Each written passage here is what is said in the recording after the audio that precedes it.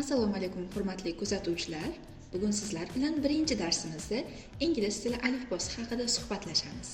Ingliz tili alifbosida 26 ta harf mavjud bo'lib, ularning 5 tasi unli, ya'ni vowels, qolgan 21 tasi esa undosh, ya'ni consonantsga kiradi.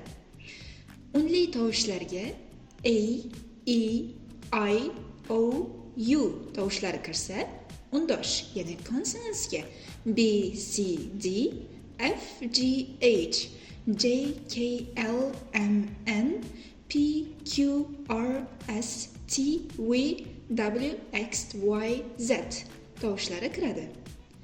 Ammo ingliz tili alifbosida bir tushuncha mavjud bo'lib, Y harfi odatda undosh, ya'ni consonantsga kirsa ham u vowel sifatida ham qabul qilinadi ba'zi holatlarda. Masalan, happy, cry so'zlarining oxirida kelgan Y harfini biz mana shu keyslarda unli, ya'ni vowel tovush deb qabul qilamiz.